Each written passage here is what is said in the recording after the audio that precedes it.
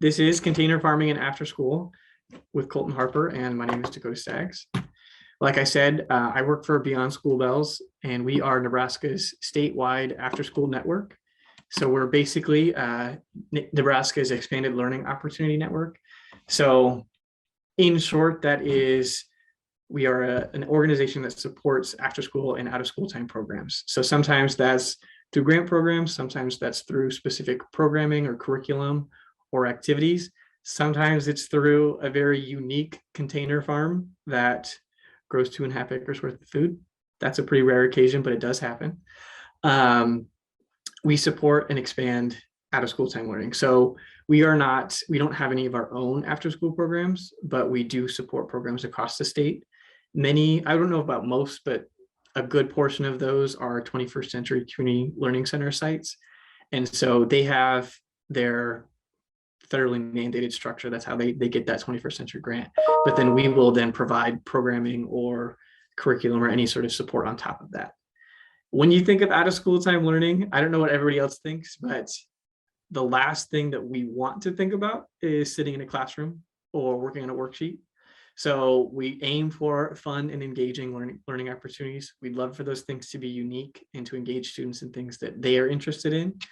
And so especially after COVID, when we've either sat in a virtual classroom or traditionally just sat in a classroom for 8 hours a day sometimes, we want the after school experience to be much different than that. We want students to be able to run around and choose what they get to play with or what they get to learn from. We want them to not necessarily realize that they're learning, but we definitely want them to learn. And we want that to connect into the school day. So we don't necessarily want to, and I've learned this, I don't want to necessarily say, hey, I've got a STEM club or I've got an agriculture club.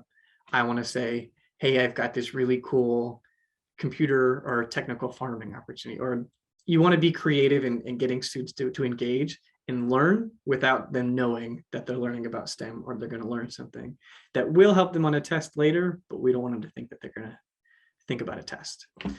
So last year is actually a little bit over a year ago. Many of you are aware. Lincoln, Nebraska leadership at the state level worked on Lincoln's climate action plan. And while Lincoln was doing that, we had an opportunity to just see what they were doing and participate in some of the community conversations that were going on in developing that plan, and kind of had an opportunity to reflect on our own approach to conservation, to environmental education, and what could we do to model the plan that they were creating, and how could we apply that to after school. So we developed a couple bullet points, as you see here. This isn't all of them, but these are the ones that I think apply most to this conversation. And we wanted to provide outdoor and hands-on learning for environmental and conservation education activities and opportunities. So this was only in the time of COVID. The ECAP has only existed during COVID, but we were already aware of, and as you all are, of the value of learning outside and just physically getting students outdoors. That was basically doubled, if not more, during COVID, because we learned of the safety of outdoor spaces, of getting students where they can spread out and still learn, but not be at such a high risk of COVID exposure. So that really kind of amplified a lot of our opportunities this year to promote and support outdoor and environment and conservation action program work. We want it to be student directed. So like I was saying, we want students to choose what they get to learn about. We see that as applying through the whole education spectrum. So whether that's a kindergartner choosing they want to work on an activity and they either want to color it or they want to write a story about it, they get to have some sort of agency in that.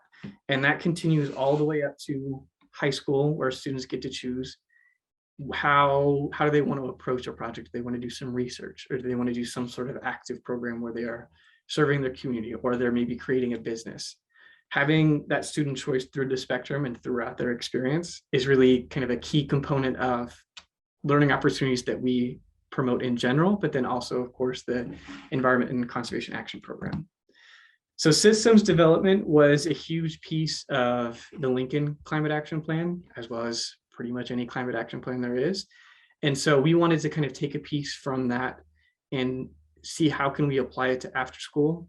So when Lincoln was talking about how do they promote or create infrastructure that will mitigate or prepare us for climate realities in the coming future, they also had to think about how did that connect waterways. So one thing that I kind of have tried to apply that to in education is when we think about environmental programming in after school, when we think about how do we get kids outside and engage them in those topics, we also want to connect it to STEM. We also want to connect it to the arts and kind of engage them in topics that are relevant to them and that will be relevant to them in their school day, but also in their personal life, and start to create that system where there is always something for them and there is always a way to apply what they've learned. And so I think that also on a broader level, we have a systems development where we want to create a system within after school and out of school time education, where we want students to be involved in after school from kindergarten all the way up through 12th grade. And then after, or even in 12th grade, even in high school, we want them to re-engage. We want them to build a system within after school so that once they maybe technically would have graduated, they can then become a part of that program, either as a volunteer or as a staff person, maybe not even in the program itself, but in teaching their younger siblings or teaching students that they know. Creating a system of after school and out of school time education is a key part of creating that system. And then K-12 connections, so that kind of just goes back to what I said about that systems development being from kindergarten through 12th grade through, I don't know what grade Colton would technically be in, like 20th, around there, a really high number. We want there to be engagement through that spectrum. And so this slide kind of tries to depict that. So I know I can't see everyone's hand because I don't have that view on my screen right now, but I'm assuming and I'm hoping that most people on this Zoom would have experienced or participated in some sort of planting at the lowest kind of engagement of their K-12 experience, planted a bean or some sort of seed, maybe a sunflower seed in a cup, and watched it grow for 1 or 2 weeks. That's something that is pretty standard. It's very easy to do. It's a part of many, many after school programs. And so we see that as a very foundational experience.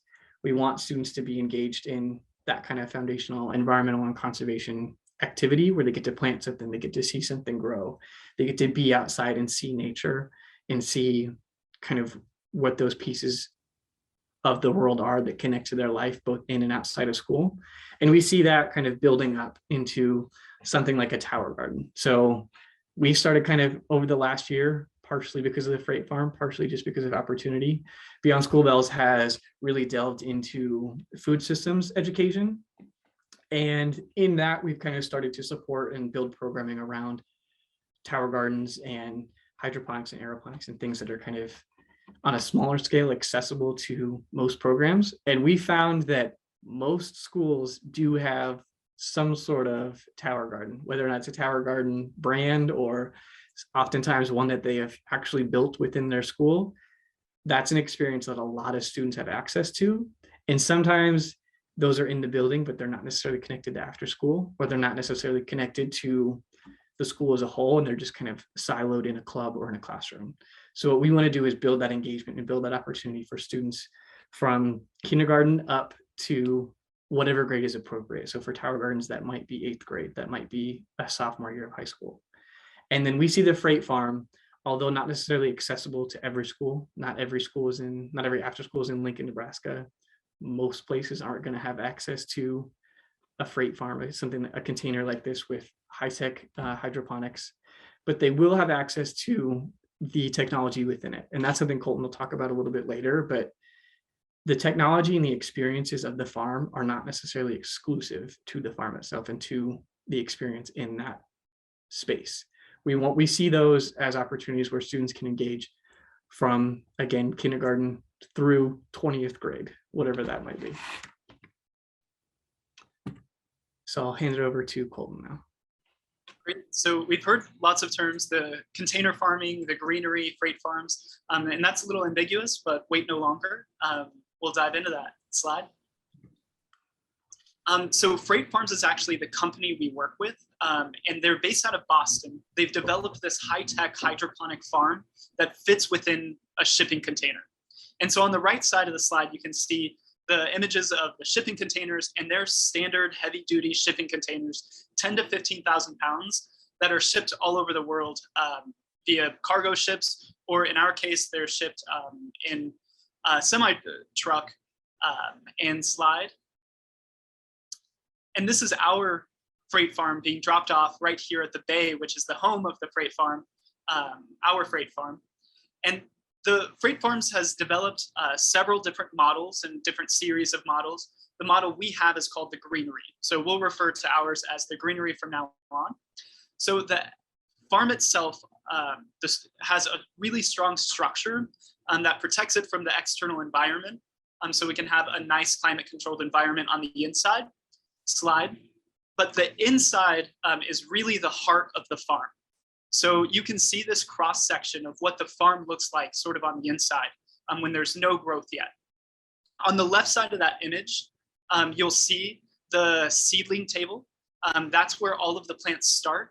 And on the right-hand side, you'll see all of the grow walls, and that's where we transplant to for the remainder of the plant's life. Slide. So once we get some things installed, this is what the freight farm looks like on the inside, an actual image of it. You'll see we've got 4 grow walls on the right side with LED panels kind of all throughout there. And that's what the seedling table looks like up close. Next slide. And after about 3 to 4 months, you see a high volume of growth and a fully outfitted, full production freight farm. And so these are flowers. You can grow anything from flowers to lettuce, green, Swiss chard, lots of different plants. And next slide. This is what our freight farm looked like 3 months after we got it, where we had all of the basil growing right before we harvested. Slide. And so here's one more cross section of what the freight farm looks like. So there's so much high-tech technology involved in here that helps govern and automate the whole process, or most of the processes. There's still quite a bit of labor that our team works on. But on the left side is actually the entrance near the seedling table. Up above the table, you'll see we've got our nutrients and our dosing with our sensors up there. We also have a computer, which we do all of our programming and dosing response on, which is the top left of that image, the small 2 rectangles.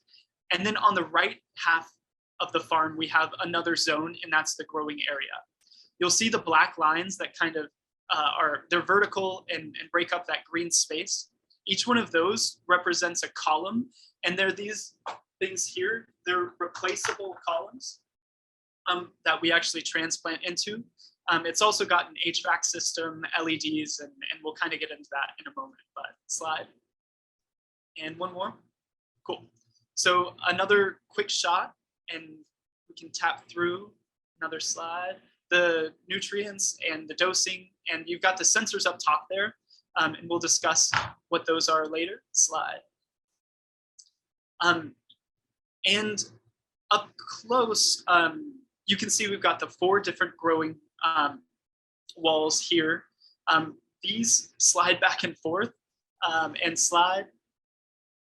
Cool. So after we grow all of the seeds in the seedling table, we transplant those seedlings into these columns. Here's an up close photo of that. You'll see the black matter there. That's a foam core. And in between those 2 pieces of foam is actually a white piece of felt. It's not shown very clearly there. Above the white felt at the top are PVC pipes, and those are irrigation lines that carry the nutrient-enriched water up through those lines. And then we have spigots that drop the water down onto those felt strips.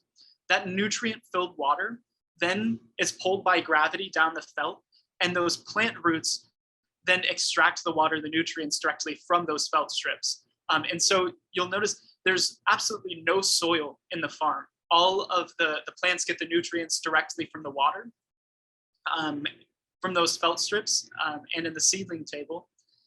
And next slide. So we've got the seedling table, which has 16 different trays. In each one of those trays, there are 288 little channels. And each one of those channels are where we grow the seedlings. And there are 16 different trays in the seedling table. So that's about 4,500 different seeds that we can grow in the seedling table alone. And back here in these grow walls, we can grow, there are about 8,800 plants at one time in full production. And so in total, we've got 12 to 13,000 plants that can be growing at a time. We actually stagger our growing schedule. So we've got consistent production every single week all throughout the year, where we're harvesting anywhere around 1,200 to 2,000 heads of lettuce or plants every single week. So on a weekly basis, what that looks like is we are seeding and we're transplanting the last weeks or a few weeks ago, the seeds over to the grow walls. And I guess before that, we're actually harvesting that grow wall and delivering that to some community food bank or the Lincoln Public Schools or the farmers markets that we sell our produce at. So the freight farm is 8 feet by 40 feet long. That's 320 square feet, and an acre is 4,300 roughly square feet. So that's less than 1% of the square footage of an acre, but we get the same produce yield as about 2.5 acres of land. And you'll see those red lights just kicked on behind me. So we have some more quick facts. The sustainability is really where this can thrive. The water usage in this farm, it drinks about 5 gallons of water per day, which is, again, less than 1% of the water usage in a farm, in a traditional farm. That's because all the water is either directly uptaken by the plants or put back into the tanks, either directly or dehumidified by the dehumidifier and placed back. The nutrient efficiency, we don't have any nutrient runoff. All the nutrients are then recycled back into the water and rebalanced with those sensors and dosing pumps. And this machine is also highly insulated. So it's R28, which is the same insulation roughly as a industrial refrigerator or industrial freezer. So it's a slightly modified shipping container, as you can tell. And finally, a little bit about the technology. So there is lots of automation. We've got the sensors involved from the climate control down to the water and hydro balancing. So pH sensors, electrochemical sensors. We've got temperature for both water and air, as well as humidity and CO2, et cetera. Because of all those sensors, we can then hook that up to specific dosing response to allow very high precision farming. So we have all of these great things. We have high production, we have low water usage, great nutrient efficiency, but the drawback, which is electricity consumption. In a farm like this, it wouldn't be possible 10 years ago.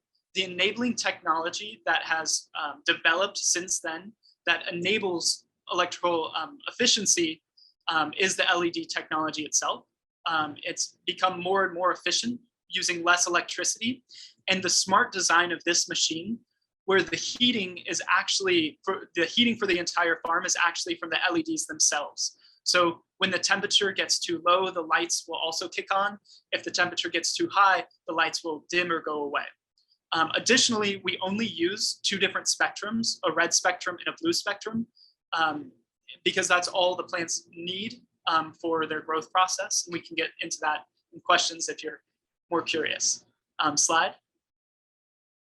And so we've got this completely managed and run by primarily undergraduate students. We have our team, which is broken up into a couple different types. We've got our day-to-day operations. And in the image on the right, you can see 2 young ladies. We've got Alexis, who's our operations manager, boots on the ground day-to-day, and orders and kind of managing the team and scheduling. And then we've got Emma Seidel, who is another undergraduate student who helps with all the rest of the farming and seeding and transplanting.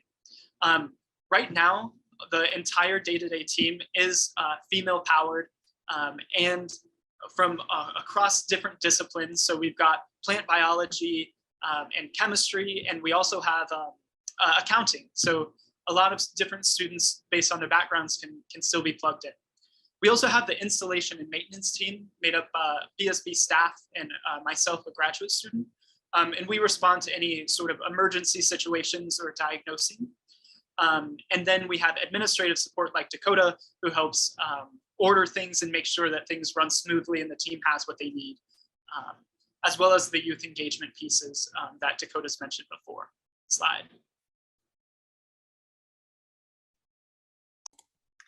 Thanks, Colton. I mean, just want to like touch on, I love to hear Colton talk about the students engaged in the farm.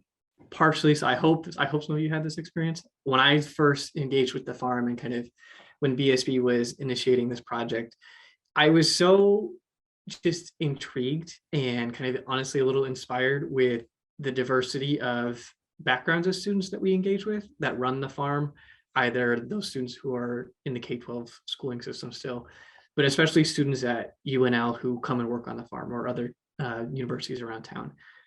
Just that we've had computer sciences students from accounting. There's such a unique ability for the farm to engage students from all kind of interests and backgrounds. I think that that's something that the Freight Farm kind of opened my eyes to with environmental and conservation education. And I think that that's a huge lesson that we learned from the farm. But back to like the scheduled programming, freight farming for all students. So like Colton is talking about, there is a clear spectrum of engagement in the farm. So from a student like himself who gets to program and diagnose and understand the very technical computer sciences within that farm, to a student manager like Alexis who knows the day-to-day, who is a great leader of the Freight Farms team and understands what needs to be done and when and how to strategize the best use of the farm, all the way down to students within the K-12. So you can see Miss Emily here harvesting some basil back at our, I think we called that Freight Farms Friday harvest. That was our first harvest. We had community members and members from BSB's team, from the many organizations involved. Students get to come in and I'm pretty sure she's actually pre-K. I don't think she's kindergarten yet, but she's the granddaughter of one of BSB's teammates. And the ability to engage students along that spectrum is a really unique and kind of, so it feels unique. I want to take that word back if I can. I don't think it is. I think that the opportunity to engage students along the spectrum is something that is within all environmental and conservation education, and we just need to highlight it and pursue those opportunities like this. Freight farming gives students a new opportunity. So like for all of us, having a freight farm itself was very new to me. It's new to most people I engage with. They've not heard of the freight farm before, but students especially who see and expect things from their educational experiences on a day-to-day basis. Sometimes, unfortunately, even in the after-school space, we need to break out of a routine. Providing something new like this, whether it's an actual freight farm or if it's just a hydroponic experience or introducing LED grow lights, those new opportunities re-engage students in a new way. Students, and so I kind of already touched on this, but getting students engaged in farming and environmental education from the earliest time that they can remember any sort of educational experiences, as we all know, is foundational to engaging them later in life. And on top of the environmental and conservation engagement, the value of adding fresh foods like this and kind of creating that excitement about growing foods is practically invaluable in the current food systems that we live in. And then students, that runs all the way up to students ending their formal K-12 education with, so we have a student in the farm, not physically right now, but a student whose project is physically in the farm right now, growing certain seeds that they have selected and controlling for and understanding different factors within the farm, comparing those to a traditional garden or any sort of indoor gardening. So having the opportunity to engage students from literally just seeing the farm to planting a seed all the way up to experimenting in it is something that I think the Freight Farm has really opened my eyes to, and I think is accessible in many kinds of similar farming or gardening or environmental conservation activities. So I'll talk about partnerships in a little bit, but This video is from the LPS Independence Academy. So they are one of the main partners in the farm. The Independence Academy students, so they have a few locations, as I understand it, across Lincoln. One of those locations is at the Bay, and these students get to engage in the farm 2 or 3 times a week, either seeding, we'll hear about that here, harvesting, and some of the other general kind of management of the farm.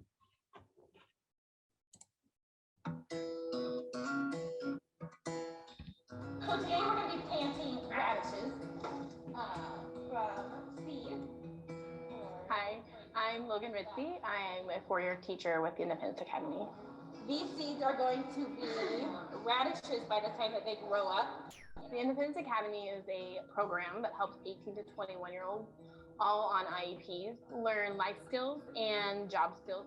I went to school my first round to be in human services. Through that, I did a practicum time at Hawthorne Elementary, and I worked one-on-one with students, and that's where I really fell in love with working with students with special needs. So you guys are doing a very, very important job. Hiba, can I have your hand? I like anything that I can feel and tell what it is.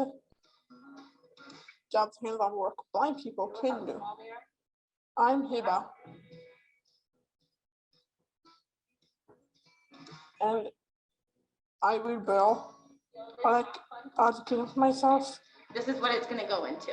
Hiba wants to learn about everything, and so she wants to get her hands on it. She wants to know how it's going to work. She's very curious. She has a very good sense of humor, and she's going to keep you laughing the whole time that you're working with her. You have a really good laugh, by the way. Oh, okay. Really? Do I do? Yes, you do. Some people don't like my laugh. That's funny. Okay. So here are these. We call this part of our day the freight farm.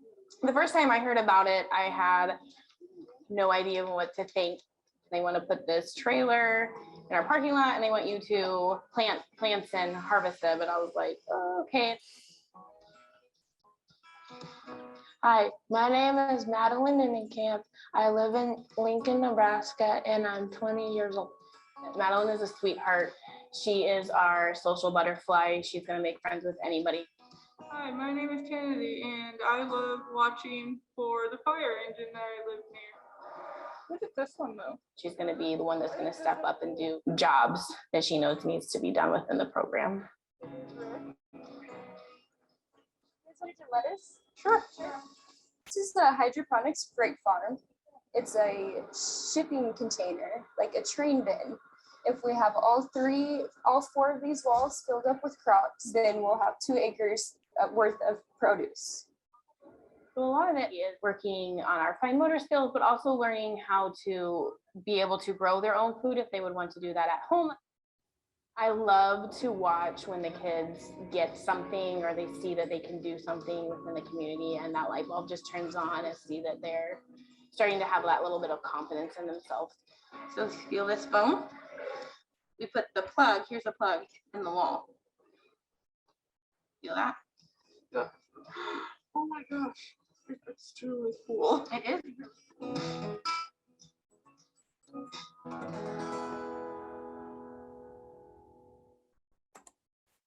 So I obviously cannot take credit for that video. This is LPS Independence Academy, but as you will see, one of the factors, and Logan talked about it a little bit in that video, but one of the values of the farm and one of the opportunities and kind of one of the unique things about it and sort of the community around it and its location, the many organizations involved in it, is the opportunity for partnerships. And so LPS Independence Academy is listed as one of these. And I think there are other student groups. So the Career Academy has many of their own students who get to come and engage in the farm. But the opportunity to show students something they haven't seen before is just so valuable, whether that is Independence Academy students who are of a different learning ability or students who just haven't seen something like it before. When Colton and I were preparing to kind of talk about the freight farm itself and the many assets and different strands of its programming within Beyond School Bells, I talked to Logan, and one thing that she pointed out was that the farm itself provides an opportunity that students didn't expect that they would get, especially students in the Independence Academy often anticipate some sort of custodial work or grounds management or something that often people with different learning abilities are siloed into. And sometimes those are good things. Sometimes they are neither good nor bad. But one thing that they can be is mundane to those students. They expect it, they see it, they don't necessarily get excited about it. I don't blame them. One thing that the farm does for those students is gives them something new and shows them a different way for them to engage and interact with their community. One thing, in addition to that Logan mentioned, is those students in her program specifically and audibly value and are excited about and promote the work that they do for others through the freight farm. Growing food for themselves, for their families, for the community directly around them, for elementary schools across the street has such a huge value. And I think that I'll talk a little bit about that in the next slide, but one of the things that conservation, environmental education, growing food, specifically gardening within that niche of environmental ed has such a huge opportunity for is something that we can't lose sight of. And these students definitely do not lose sight of it. So in addition to LPS Independence Academy, the Freight Farm and Beyond School Bells through the Freight Farm has many, many connections. And I could not list them all here, but I tried to list a couple of the very important ones. First of all, the Hormel Harris Foundation, there would not be a freight farm if it was not for them. The Bay, that's where the freight farm is housed. So it's on their site. And so we also talked to Mike Smith, who runs that program. Just kind of wanted to hear some of his insights about the farm, and I'll talk about those as well in the next slide. But one thing I loved about what he talked about is people never expect that there's a fully hydroponic equivalent to 2.5 or 2 acres, depending on what you're growing, farm in the back of their parking lot at a skate park community center. It's just a very unique thing. So providing partnerships that have kind of maybe an unintended or unanticipated, a unique, and I don't want to say secret, but it's not something that people would expect. Providing that connection and that partnership and those opportunities is a huge asset that the farm brings. And then in addition to that, LPS sustainability, as Colton mentioned, the farm itself is hugely sustainable. That is one of the main reasons for its production. We're able to produce, depending on what you grow, 2.5 acres worth of food in, I don't remember exactly what he said, but I think it's 800 square feet around there, a significantly diminished environmental footprint. Again, so he talked about the cost of electricity. It is very electricity intensive, but the freight farms as a company, we're hoping we can kind of partner with them and learn from them to implement solar panels on top of and next to the farm and make it produce its own energy. So there are many ways to make this fully sustainable, and showing students something like that and showing them the unique technology that makes that possible, makes it valuable, then provides an opportunity to show them, why does it matter that it's sustainable? Well, we need to be sustainable for these reasons. Why is food from the grocery store not always as sustainable as food from the freight farm across the street? There's a couple reasons, and there's many, many lessons that we are currently building out because of the opportunity of the freight farm. And then in addition to that, the Nebraska Environmental Trust having connections to community actors such as the Environmental Trust and people who are engaged in those groups really allows us to build connections and to build bridges to different groups of students and different community organizations to make something that is so high tech and so valuable like the freight farm, make that work at such a unique location like the Bay, and engage students from many, many programs and different kinds of focuses. So this is the slide that I want. If there is any discussion after this, I encourage people to think of questions based on this slide and based on lessons learned from the farm, because I understand and we understand that a freight farm itself is not really super attainable for everyone. It's not attainable for every after school program across the state of Nebraska. Although I will tell you, we are really hoping that there will be a couple more, not necessarily our own, but just a couple more across the state. But things that I've learned from the farm and that I try to apply to our environmental education, our conservation programming, is we need to wow students, families, and community partners. to show them something they haven't seen before, or to show them something in a new light, re-engages them. It shows them, wait, I thought that was storage. I thought that was just like a random container in the back of the parking lot that probably had some skateboards and some skate ramps in it. And then I opened it up and it was full of purple lights growing lettuce and Swiss chard and all kinds of greens that you never would have known was there had you not opened the door. And so we can open that door for students and show them something unique like this, or use that frame of mind to show students you can implement LED grow lights on your wall at home or on your wall in the classroom. You can put in a grow tower that has the same technology. The grow tower that's in most after school programs right now uses essentially the same technology as the freight farm. The LED lights, the nutrients that go into the water, the timers, the pumps, all of that is essentially the same type of idea. And showing students that they have access to those things creates that kind of like, oh, I can do that. I can connect that in whatever way I want to connect it to. And then we need to show students those purposeful connections of EE, of environmental education and conservation, in ways that they haven't seen before. So showing them again the sustainability of the farm. Why does that matter? Why is that important to them? I always think of, and this is like partially just, I was in school in 2019 during the 2019 floods, but I always think of Lincoln during those floods in many communities across the state of Nebraska, when floods cut off multiple inroads and access routes for a lot of the food that goes in and out of the state, mostly in Nebraska does not produce a lot of our own food. So when those routes were cut off, communities such as Lincoln had three days, maybe 7 days worth of food in the grocery stores. There's a huge need to recenter our food systems, to provide opportunities where we can grow food at home, and not everyone can do it. So having a farm that can produce 2.5 acres worth to supply the school right down the street, that's a huge asset. It serves sustainability, it serves food security. There are many, many more connections to lessons that students can learn and ways they can apply themselves to the farm and to different aspects of freight farming than just literally planting a seed and growing it. That's a huge, huge component. We want that to be the start of everything, but I'm just pointing out that the freight farm provides many more opportunities in ways to connect to conservation. And then we need to allow students to be integral parts of productive, beneficial work for their community. So that's something I learned directly from Logan with the Independence Academy. Students value that. Students really want to see their connection and their productivity be of value to the people around them and be of value to the community that they are in. So when we show students that they can have an impact, and we talk about that, I mean, all the time within environmental education, but having that opportunity is something that really provides students a personal connection. That's a way that maybe it's not place-based, like we talk about all the time with environmental education, which obviously we are all for.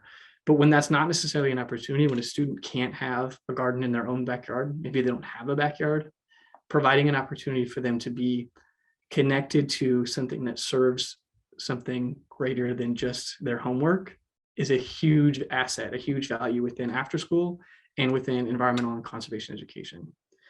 And then finally, so community is a strength. That's not a new lesson learned from the farm by any means, but I do think it's important to note, because the farm itself, first of all, couldn't be here without the community connections, but also would not have anywhere near the strength and the impact that it does without the connections. So the LPS Independence Academy video, that's one very small example of the strength of community.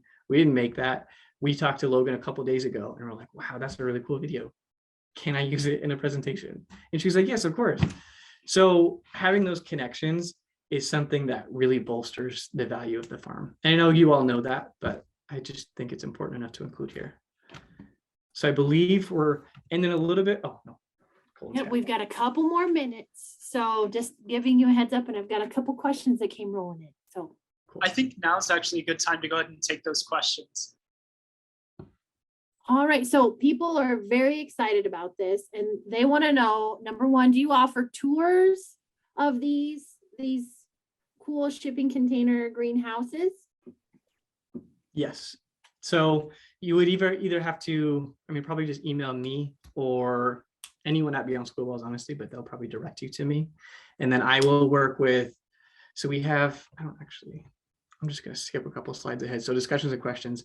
We have the Freight Farm operations manager, Alexis Hansen, and a Freight Farm fellow, Emma Seidel. So one of the students who works, both students who work in the farm on a regular basis. They are also in the audience. They can help answer these questions. But if you were curious, you wanted to have a tour, contact me. I will contact Alexis and Emma and see when we can work out a time to see the farm either in production or just if we want to stay out of their hair, then we'll schedule a different time. But yes. Awesome. Now, what other questions you folks have? You can either put it in the chat, or if you want to just go ahead and message me, you're more than welcome to do that as well. They also wanted to know if you could remind us how the plants get watered. It goes through the PVC pipe, right? And then it goes through the white felt. I don't know if that's a proper term that Colton had used, but could you tell us more about that? Yep. So we have two different water tanks within the Freight Farm. We've got one specifically for the seeding table, about 50 gallons. And then at the far back of the Freight Farm, we've got another tank that holds about 150 gallons.